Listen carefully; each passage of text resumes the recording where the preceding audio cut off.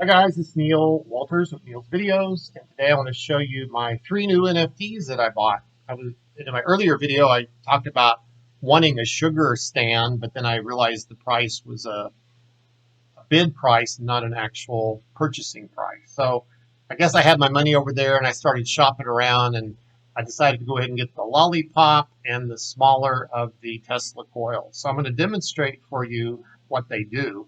And so I built this little starter town here just using those 3 NFTs and none of my other NFTs just to see how it works, okay? So I'm just going to scrap this town. I'm not going to actually bother with the gas in the industrial plant. So you see I'm only down to 30 gas right now, so I've used 10. And by the way, one day, I want to show you something else be careful not to do. When you're using the auto cell now, I think they did rig it where it'll stay on. I think I said before it goes off. But what can happen is if you go to a new town and your auto cell is still on, it's going to remember your auto cells from your previous game. And so I think the last time I was in a competition, or anyway, a week or two ago, it basically sold 10 of my gas before I could even stop it. And that was very frustrating. But I had enough NFTs and stuff. I'm able to build my gas and still get it done by the time it gets down to zero. So it wasn't that big a deal. But as a beginner, especially, you don't want to do that. Okay. So this is my new water tower. It's the Epic one, which gives you 5 water. So let's look at my water supply here. This is getting 5 from this, 2 from here, and 1 from here. So 5 plus 2 plus 1 is 8. So that's where that sugar is getting its supply. And then this one is getting, let's see, so count over here. I think it's 5. Sorry, that's 5, 4, probably 3. And then it's getting plus 1 is 5, plus 2 is 7. So actually, I think it's getting maybe 4 from that. It gets confusing when it goes diagonal. I'd have to look at the proximity chart, okay? So everything's getting water passively. I actually got rid of my water well that was here so I could pave the road, okay? And actually, I scrapped my first town. I put my water tower like in the wrong place, and then I was getting shade and pollution from over here. So you want to make sure your crops are 3 away from the pollution here when you first start the game. Oh, this is the other thing. I just for the heck of it, since I knew this was going to be a short game, I decided to build it on an island. Okay, never done that before. So this is your basically your truck replacement. It's a small boat. What do they call it? It's a trade pier. Now there's a bigger ship that will carry 100 items. I've never played with that before. So like later when you have money, you can build the trade pier and you can ship 100 items at a time. But this just works just like a truck. It holds 10 at a time and goes away and comes back, except it goes over the water. So lots of fun, interesting things today. The searching for connection always happens when I make videos, which is one reason I don't make as many live videos now quite as I used to. I did build another sugar field here because I had 8 waters built in naturally there. And my peppermints I put here, here, down here to the left, and then way down here amidst these marshes, because they only need, I think, 3 waters, okay? And so now, I'll tell you what I did right, what I did wrong. I'm not sure if this is a good fast start, because next time I do this, like in the real world or in a competition, I would be using my other NFTs as well. So I would probably put another water tower or 2 over here, and I would just put a lot more sugar fields. And then I would build probably 3 to 4 windmills first, and I would actually start selling sugar first. In this game, I actually built, first of all, these 2 items, the warehouse and the constructor house. I'll tell you why in a minute. And then I put these NFTs here, which didn't cost anything. And just real quick recap, any of the candy stores, whether they're an NFT or not, they're going to use, let's look at it again, 5 peppermint, 3 sugar, and 5 energies, okay? Now you notice, where's it going to be getting the energy? From the Tesla coil and from the batteries. So let me actually show you too. The other thing about having this NFT, this is the rare one. That's the right, rare, yeah. So it's, I can't remember if that was the lower price one or the higher price. I already forgot. I have to look. So it has its own little car here. So watch just a minute. Oh, there it comes. Okay, so the car's coming out. So basically, it's a lot faster because in the regular NFT, when you build it, the little, what's her name, Lolly or whatever her name is, she walks everywhere, right? So she's a lot slower. So this is almost like having like the ATV vehicle that your ranchers have, but it comes built in when you buy that NFT. So that's kind of cool. And again, because I'm making the video, everything just slows down. Yeah, I definitely need a like a gaming PC or something to make videos and do live videos with it. The reason it's pausing right now is I think there's no more peppermints over here in my silo. So it's actually waiting for a peppermint crop to basically be grown and for it to be put in the silo. And then the car will come out and grab it. So I'll pause until that happens.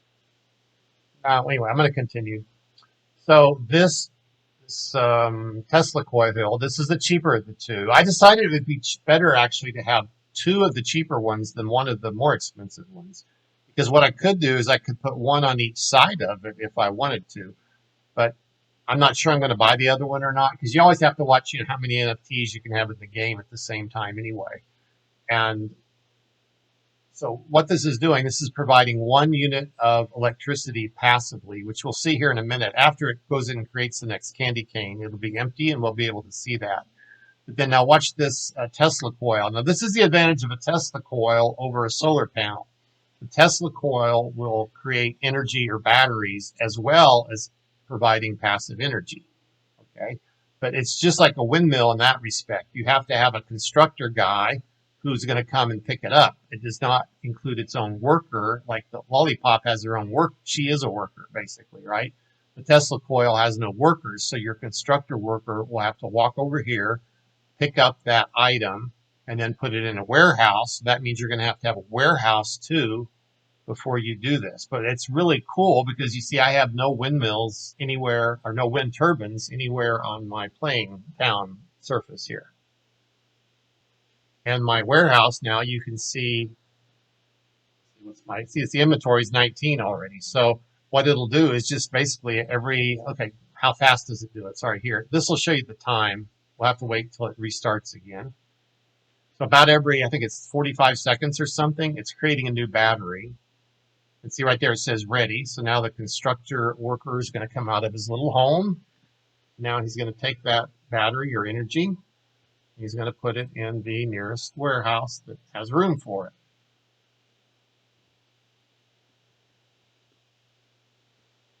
Now watch it starts all over. So now there, see it's 45 seconds, I think, maybe 50, but I think it's 45. Now, I'm pretty sure the next level up, Tesla coil, it would probably be more like 30 seconds or 20 seconds, but I'm not sure that information is actually published anywhere. That's one of the worst things and my biggest gripes, I guess, about Gala is they don't exactly tell you what their NFTs do. And especially when a new game comes out, it's just like, oh, we have a new NFT, you go buy it. They want you to buy it and they don't tell you what the things do. So, that's why we have a good community with other people making videos out there and providing good information so that we can learn from each other and share this type of information. See how close we are. Okay, so I'm going to have to wait about a minute here before I can show you that. Let me just talk about my other strategies while that's going on. So we talked about how all the crops have water passively. I built, of course, the logger house here because he has to get the wood to whatever needs it. Peppermints, I think, use a lot of wood here. If you click on these peppermints, they need 3 water and 1 wood. And so the farmer has to go carry the wood to the peppermint. So I have 4 farmer houses. I always like to kind of look at my town with this side up. That's the way I'm used to looking at it. But I turned it upside down there so you could see the car that's coming out of the LolliPop store here. Of course, you can rotate these. You know that, of course. You can rotate this around, but I like usually having the car or the thing that picks up the goods closest to the road because I think it actually does make sometimes a second or two difference if they don't have to walk around the building. That thing that moves needs to be next to the road. I built, like I said, only 2 windmills because they're $7,500, and I was really tight on money. This again is not the way I would do it exactly if I did it again. I'd like to have at least 3 windmills. And what I did is I had to sell 1 pack of sugar to get $30,000 because I was running out of money. I'm up to $330 a minute, And even if I turn off my LolliPop store here, I forget how much that uses, but anyway, it uses a little bit of money. So even with all of that, it's a pretty high spend for this early in the game. So $3,000 a sale of sugar cane or something only lasts me like 9 minutes. Okay. So I had to sell one pack of sugar, and then I was actually maybe the next thing I sold was the candy canes, but the candy canes are still pretty slow, and it took probably 40, 50 minutes to actually make all those to sell it. So it's not a super fast way to start. So I don't think it's going to be competitive as it is now. So like I said, probably what I would do next time. I'm going to stop talking for a minute and just watch this since we're getting down. Of course, I think that the candy canes are a higher level layer 2 product. So they go and put them in the storehouse. Warehouse is more for industrial goods and uniforms, and cotton yarn, things like that. And the storehouse is for things like sugar, salt, and whatnot. So now if you look at the energy requirements here, it got 1 energy automatically because it's next to the Tesla coil. And then it's going to that little car will go across the street here 4 times and grab 4 more batteries to be able to make the next candy cane. Of course, it's going to grab 5 peppermints and 3 sugars as well. So it just is so long between times that you make candy canes. What you need is something else that generates a little more money. Now, like in the real world, I would also be using my other NFTs and probably have a couple of sheep pens going, and then I would let my sheep pens sell the wool, and that would bring me in some cash faster. So I was really pretty strapped for cash the way this was now. Like I said, the other way to do it would maybe build, say, 4 windmills, and that way half of your sugar could be dedicated to this, and then you could sell the other half. How do you sell half of your sugar? Well, what you would do is you'd go to here, or actually go to your auto sell script and customize, and then go to your sugar. I had this set on my other computer, but then I brought it to this computer to make the video. And there's no way to sell half, but what you could say is I always want to keep, say 4. What only needs 3 for a candy cane? So yeah, I'd set this to maybe about 4. And that way when you get up to 14 sugar, it would sell 10 of them and leave you 4. And that way you've always got 4 coming into your candy canes if it needs it. Actually, 13 would probably be fine. I mean, 3. See, it only needs 3 sugar. So yeah, I would set that to 3 in my auto sell script to keep 3. And that means every time you get 13 sugar, it would sell. Right now, I'm never getting to 10 sugar because I only have 2 windmills. But if I doubled my number of windmills, or maybe, I don't know, I think 4 would do it, maybe 5. But if I had that many more windmills, then it would be able to sell sugar, and I would have some cash money to keep me from running out of money up here. Now, once you've sold your first set of 10 candy canes, you got $200,000. So you could just keep that in the bank. But again, you need like probably 45 minutes worth of money. So take like 40 or even an hour, say 60 minutes times 300. You're going to need $18,000 or so. That's about right to make your first candy canes. So you always want to have $18,000 left because let's say it takes an hour to do that. So that's how much money you need in the reserve up here. And of course, if I had 2 more windmills, I would need more sugar as well. But like I said, I have other NFTs, so I would put my other NFTs here and then strategically put them so that everything would get water, and I would have maybe 4 or 5 more sugar crops going. As far as wood goes, I'm doing good right now with just the one lumberjack. I've got 7 wood. He's handling the needs just fine, so that's good. I have 4 farmers, and maybe it wouldn't hurt to have a 5th farmer. And look at placement, by the way. This is the other thing I learned just by trial and error. I don't think this is even in the player book. These do not actually create shade, apparently. I wasn't sure. I know this guy creates 2 shades, okay? So from this windmill, I have to count over, like here, 1, 2.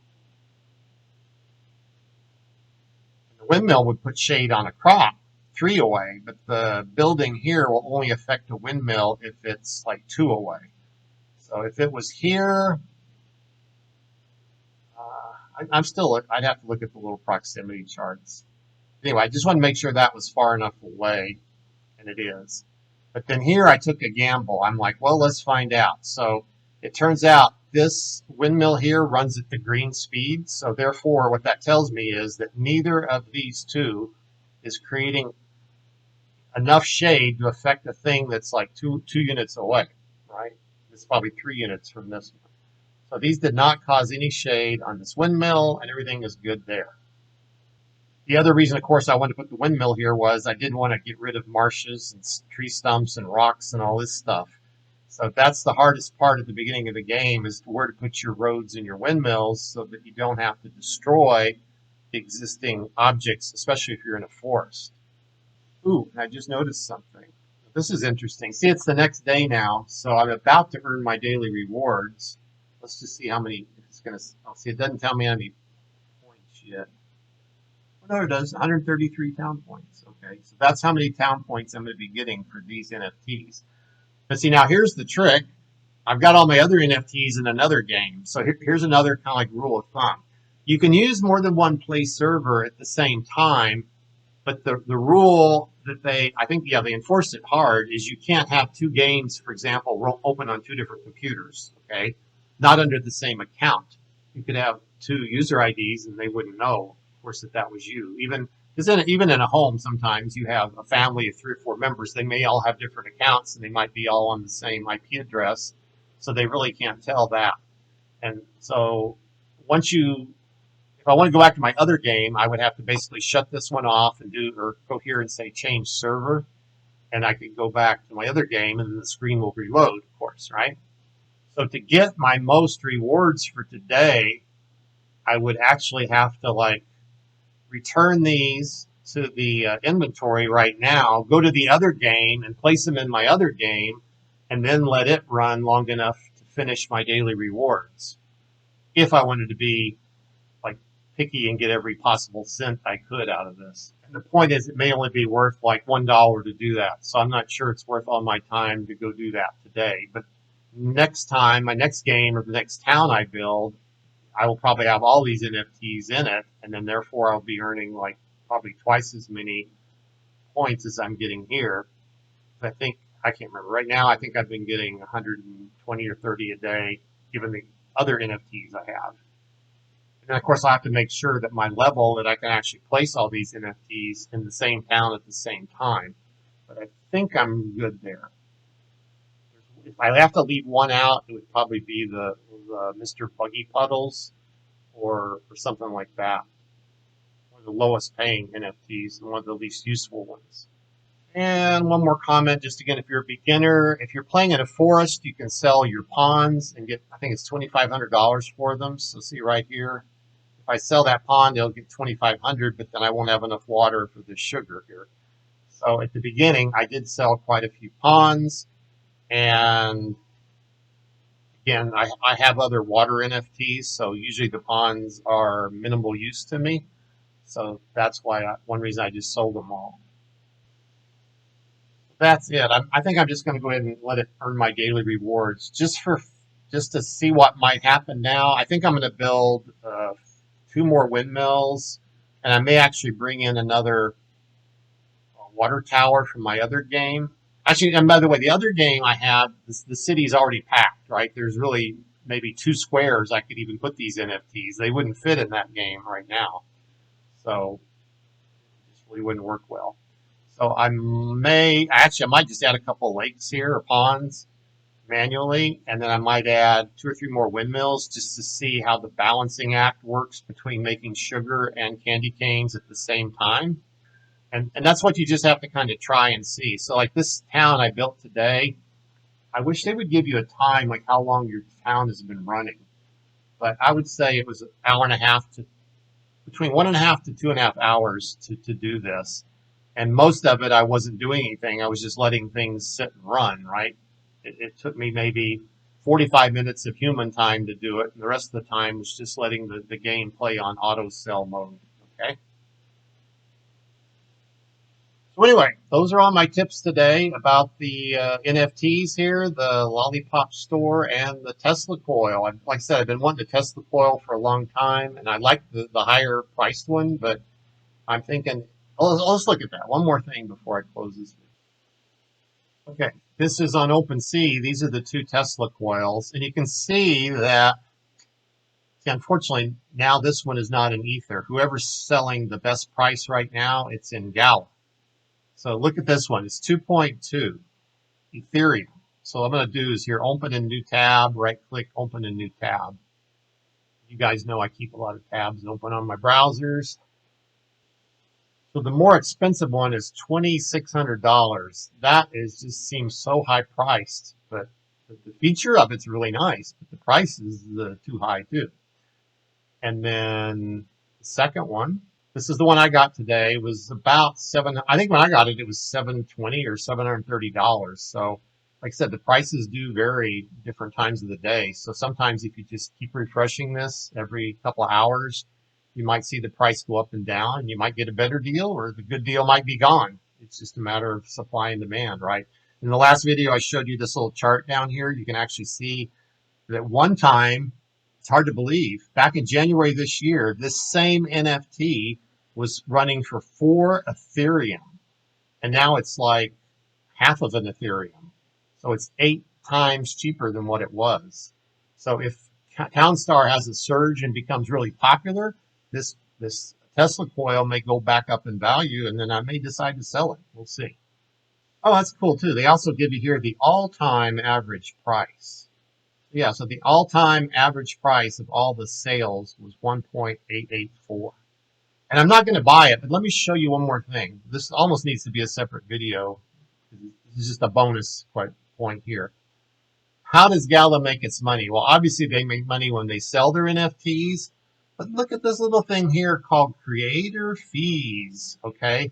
So apparently the Solidity code that runs on the Ethereum blockchain, when they make, it's called a smart contract, right? So even NFTs, I believe, have a little bit of a smart contract code. And apparently they can put in there a number as to what they want their fees to be every time that NFT sells. So for example, if this was to sell right now for $1,000, then Gala would get 2.5% of that, which I think would be $25, right? So every time you and I buy and sell NFTs to each other, Gala's making $25 here, $25 here, $25 here, or more or less, depending upon what the price of that NFT is. See, it actually says right here in this, if you hover over that little I, it says the creator of this collection will receive 2.5% of the sale total from future sales of this item. So I'm not sure exactly, I think it comes out of this price here. Like you're not paying extra for that, but it's money I think that maybe the seller doesn't get. That's what I would have to do some more research on. So anyway, I think I'm done now. If I keep recording, I'll come up with more ideas to tell you. So this was my little video. On how the Tesla coil actually works in the real world. I think I might have seen a video on it a long time ago, but you don't see many people making videos about the Tesla coils or the LolliPops. So now you know how they work. Thanks for watching. Likes and subscribes are always great, and I'll see you hopefully on the next video. Have a good day. Well, today you get a bonus for staying to the end of the video. This is what I just now built out in another, say, 20, 30 minutes. I added another couple of farmhouses. I added a couple of lumberjacks. I added a windmill here, which I need to turn on. So I'm going to say craft sugar on that.